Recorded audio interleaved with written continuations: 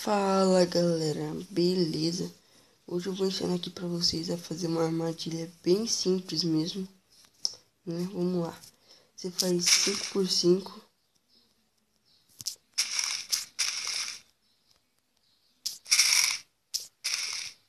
Deixa eu baixar o volume aqui.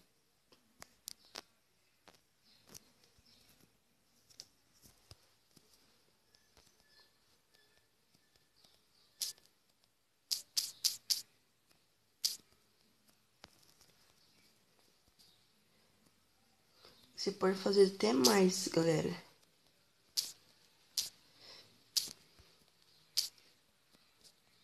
Calma aí.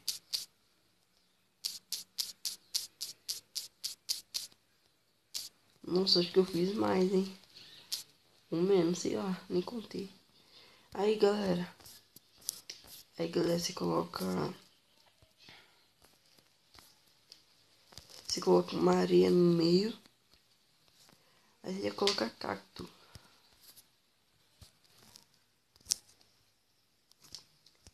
Não precisa ser exatamente no meio.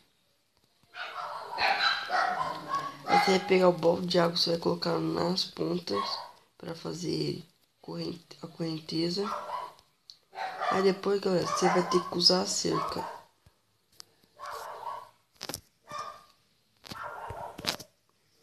Aí você coloca em volta.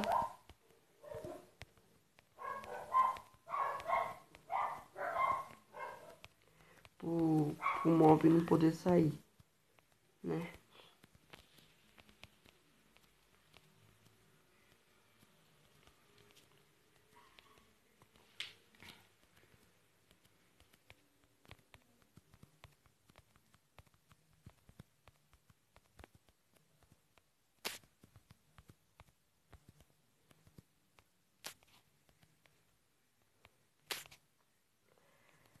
Aí, galera, depois de fazer isso, você pode colocar pedra em volta, ou areia, terra, qualquer coisa assim de bloco, o mob poder entrar.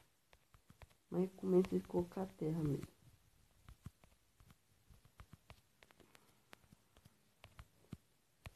Vou começar a trazer mais vídeos no meu canal sobre tutoriais, jogando com meus amigos também.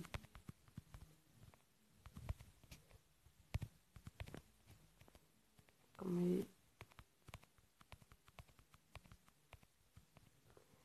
Aí, galera, é isso. Aí quando o mob cair na água, a correnteza vai levar ele até o cacto. Ele vai morrer. Pode ser animais, com seus amigos, qualquer coisa, galera. Beleza? Beleza? Se inscreva no canal, deixa um like se gostou do vídeo. Falou!